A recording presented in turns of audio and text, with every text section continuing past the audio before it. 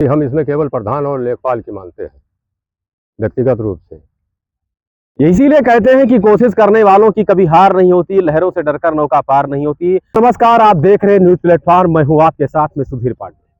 हम इस वक्त मौजूद हैं ग्राम पंचायत छिटनापुर में, जो हल्दर मऊ ब्लॉक में पड़ता है। आपको बता दें कि यहाँ पर बहुचर्चित चरागाह की भूमि थी, जिसको लेकर के आए दिन कहीं ना कहीं विवाद खड़ा रहता था। यहाँ पर अनुसूचित जनजाति का चरागाह की भूमि पर कब्जा था। हालांकि प्रशासन के द्वारा उनको आवास मुहैया करा दिया गया था, लेकिन बेशकीमती भूमि होने की वजह से उनके द्वारा चरागाह की भूमि को खाली नहीं किया जा रहा था।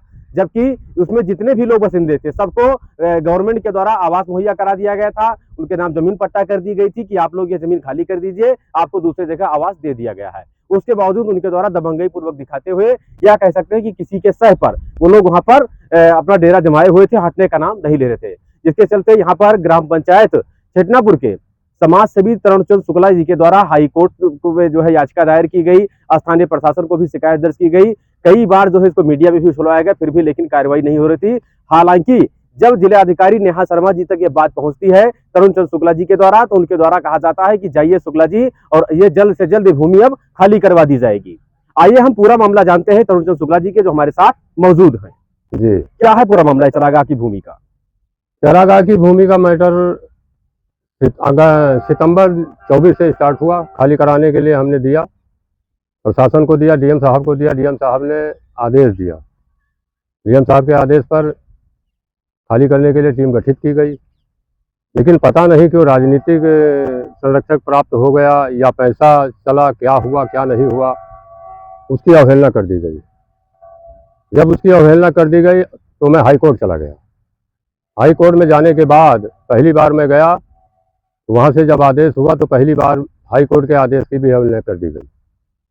उसके बाद ये अवहेलना किसके द्वारा की जा रही थी? अब ये अवहेलना प्रशासन क्यों कर रहा था? तहसील प्रशासन ही कर रहा था, क्योंकि सारा काम तहसील प्रशासन को करना था, लेकिन उस पर कोई कार्रवाई नहीं हुई। जब तक उसके बाद में जब मैं दोबारा हाई कोर्ट गया तो वहाँ से जब फिर आदेश हुआ तो विधिक कार्रवाई करते हुए उन लोगों को घाटा संख्या 459 में करीब करीब 21 आदमियों को पट्टा दे दिया गया। जमीन समतल कर किया गया और चूने से चिन्हित की गई। सबको पट्टा दे दिया गया, कंबल और पन्नी दे दिया गया।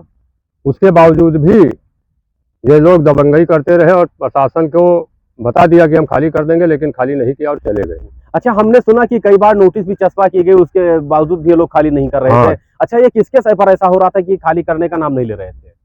अब हमारे हिसाब से तो हमें लगता है कि या तो गांव सभा के प्रधान या लेखपाल, यही दो हो सकते हैं, क्योंकि लेखपाल तो सारी भूमि का मालिक है।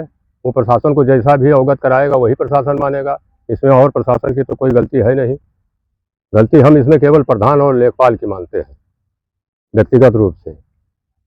बाकी इसमें तहसीलदार या एसडीएम या डीएम, इनकी कोई गलती नहीं है। अच्छा, अब तो भूमि को खाली कर दिया गया? हाँ, प्रशासन ने, डीएम साहब ने इस पर एक्शन लिया। डीएम साहब ने हमारी बात को माना और उन्होंने तहसील को कहा। तहसील में जो सक्षम अधिकारी थे, तहसीलदार महोदय, एसडीएम साहब, सब लोगों ने तत्परता दिखाते हुए अवैध अतिक्रमण तो वहां से हटा दिया गया, देखा गया कि लोग चले भी गए हैं जी। अच्छा, अब आप क्या चाहते हैं कि इस भूमि का प्रयोग किस लिए किया जाए? भाई, चरागाह की भूमि है तो उसमें जैसे, हाँ, ये चरागाह की भूमि है। चरागाह की भूमि तो और किसी चीज के लिए इस्तेमाल नहीं की जा सकती है, लेकिन इसमें अगर बागवानी करवा दिया जाए या किसी गौशाला के लिए चरी बो दिया जाए या कोई हरा चारा बो दिया जाए और ये उपयोग में लाई जाए, क्योंकि ये बेशकीमती जमीन है।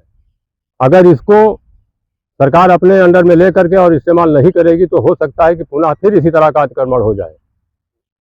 इसलिए हम प्रशासन से मांग करते हैं कि इस चरागाह की भूमि को खाली कराया जाए और वो बोया जाए या बागवानी कर दिया जाए।